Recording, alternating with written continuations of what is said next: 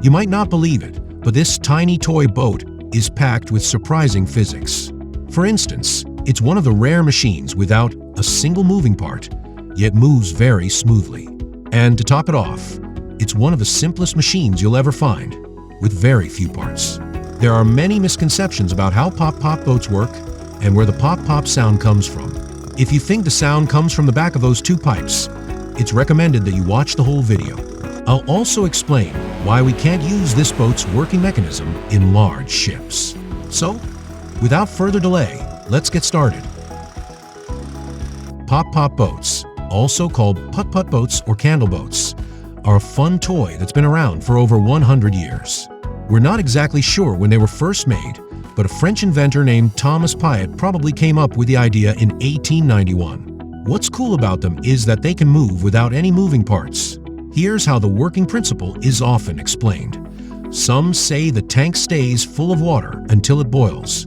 Once the water boils, steam is released. As the steam expands, it pushes the water down, eventually causing water to come out of the pipe, making the boat move forward. Since the tubes are cooler than the tank, the steam condenses back into water. This lowers the pressure inside the tank, which sucks the water back in.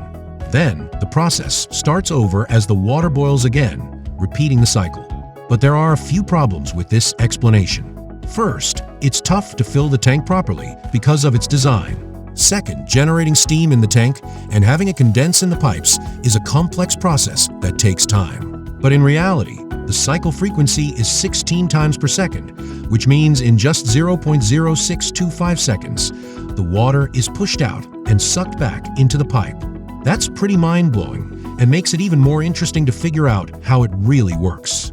To get a clear answer, I dug into research articles and videos, and I finally found a solid explanation. So, let's start by showing what really happens in animation. When you fill the water through the pipes, there will always be some air trapped inside unless you go out of your way to get rid of it. So, inside the tank, you end up with a mix of air and water. When you heat the tank with a candle, the air expands and some of the water turns into steam. This gas keeps expanding and pushes some water out of the tubes. Here's where the interesting part happens. At some point, the water in the tube starts moving back and forth, or oscillating. This back and forth movement causes the water to flow in and out, making the boat move forward. Now, let's talk about this oscillation. In simple terms, it's the repeated back and forth movement around a central point. There are different kinds of oscillations, but what we see here is called resonant oscillation. Resonant oscillations happen when an external force matches the natural frequency of an object, which makes the movement much stronger. You've probably experienced resonant oscillations before. For example, when driving a car at a certain speed, you might hear a rattling noise from a loose part in the dashboard or door. But as soon as you speed up or slow down, the noise stops. At that specific speed, the engine's natural frequency matches the loose part, causing more vibrations, which is resonant oscillation. But how exactly is this resonance created? Let's break it down from the start. When you start heating the tank with the candle, the air inside expands and the water in it turns into steam. This mix of air and steam keeps expanding, pushing some water out of the tubes and out of the boat. But when this hot gas reaches the cooler tubes, it condenses, creating a suction force that pulls water back into the boat through the tubes. As the water moves, it slightly compresses the gas in the tank. Once the water slows down, the compressed gas pushes it back a little. Meanwhile, the constant heat from the candle makes the gas expand again, pushing the water out once more. This cycle repeats, creating a back and forth motion or resonance.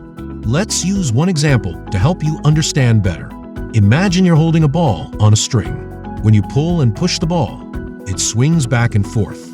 If you keep adjusting your hand speed, you'll find a point where a small movement of your hand makes the ball bounce continuously.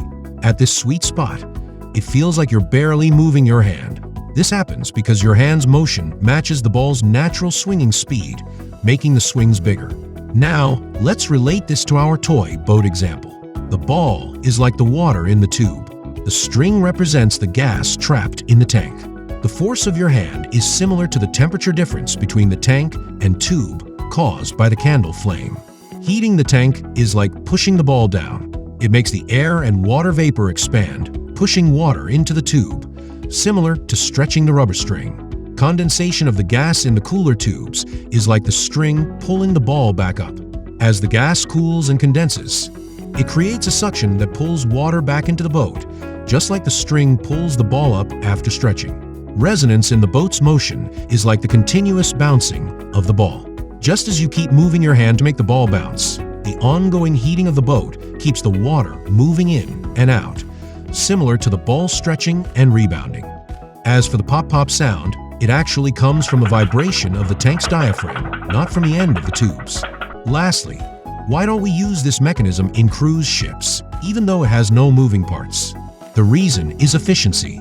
This type of engine is much less efficient, about 10 times less efficient than a large ship's engine, with an efficiency of only around 3.5%. If you're curious about science, hit that subscribe button and get ready for a wave of fascinating videos that'll spark your curiosity.